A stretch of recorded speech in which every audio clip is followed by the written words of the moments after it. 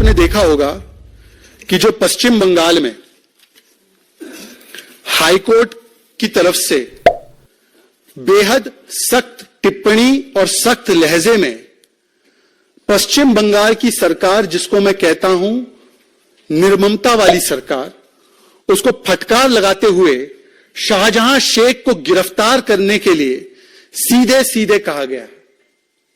आज एक बात स्पष्ट है कि जो सरकार दावा करती थी, तृणमूल कांग्रेस की सरकार, ममता दीदी की सरकार की, ये मां माटी मानुष की सरकार है, ये मां माटी मानुष नहीं, ये बम ब्लास्ट और बलात्कारी बचाओ की सरकार है। ये बम ब्लास्ट और बलात्कारी बचाओ का कार्यक्रम इस प्रकार से चलता है कि विधानसभा में खड़े होकर शाहजहां शेख, जो एक व्यवस्थित और सिस्टमैटिक शारीरिक शोषण का एक संस्थागत नेटवर्क चलाते हैं, जिसमें ज्यादातर प्रताड़ित की जाने वाली कम उम्र की हिंदू महिलाएं हैं, अनुसूचित जाति जनजाति से आने वाली महिलाएं हैं,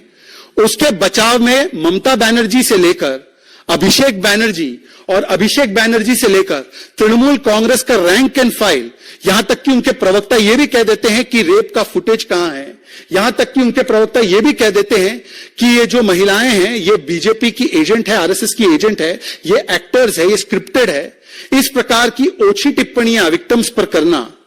आज कोर्ट ने जो टिप्पणियां की है, कोर्ट ने जो फाइंडिंग और आदेश दिया है, मुझे लगता है कि तृणमूल कांग्रेस नहीं, टीएमसी की सरकार आज तानाशाही मुझे चाहिए और तालिबानी मानसिकता एंड कल्चर वाली सरकार बन चुकी है। तानाशाही मुझे चाहिए इसलिए कहता हूं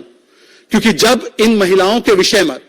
कोई पत्रकार आवाज उठाता है तो उस पत्रकार को गिरफ्तार कर दिया जाता है। अगर इन महिलाओं के विषय में कोई फैक्ट फाइंडिंग टीम, जिसमें सीनियर जजेस, जिसमें सीनियर एडवोकेट्स जाते हैं, उनको रोक लिया जाता है, उनको अरेस्ट कर लिया जाता है। लॉकेट चैटर्जी से लेकर सुकांता मजूमदार जी जाते हैं, उनको अरेस्ट, डिटेन, मारपीट कर दी जाती है। कार्यकर्ता जाते हैं, उनको रोक लिया जाता है, अवैध तरीके से 144 लगा दिया जाता है। और महिलाएं यदि उनके बारे में बोलती है, जो महिलाएं पीड़ित है, तो उनको भी धमकाने का, डराने का प्रयास किया जाता है। परंतु शाहजहां पर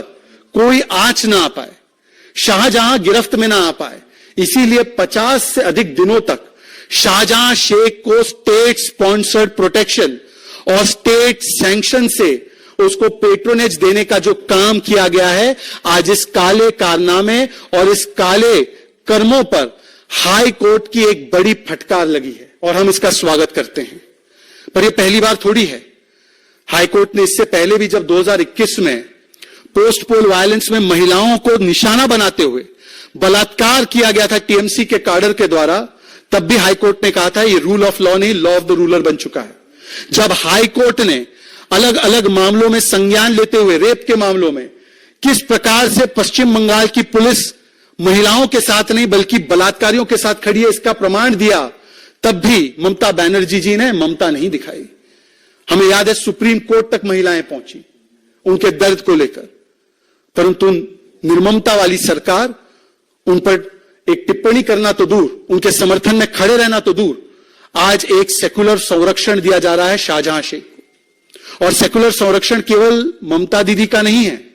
सेकुलर संरक्षण केवल तालिबानी माइंडसेट एंड कल्चर वाली पार्टी का नहीं है, यह सेकुलर संरक्षण पूरे इंडी अलायंस की ओर से दिया जा रहा है। कल्पना कीजिए, पत्रकारों के अधिकारों पर, संवैधानिक अधिकारों पर, बोलने पर और महिला उत्पीड़न पर हाथरस से लेकर भारतीय जनता पार्टी के शासित में जब भी कोई ऐसी अप्रिय और दुर्भाग्यपूर्ण घटना हुई तो डेलीगेशन और वल्चर टूरिज्म करने के लिए जो पहुंच जाते थे, प्रियंका वाड्रा, राहुल गांधी, अरविंद केजरीवाल, उनके नए नए राज्यसभा पहुंचे हुए साथी, आज उनके तरफ से एक ट्वीट नहीं आ पा रहा है, एक शब्द नहीं वो बोल पा रहे हैं और लगातार हाईकोर्ट बोल रहा है। तो आज तो सवाल यह भी बनता है कि ऐसी कौन सी मजबूरी है प्रियंका वाड्रा जी, ऐसी कौन सी मजबूरी है इंडी अलायंस के तमाम नेता कि आप लोग नहीं बोल पा रहे। कुछ एक आध लोग बोल पा रहे हैं, परंतु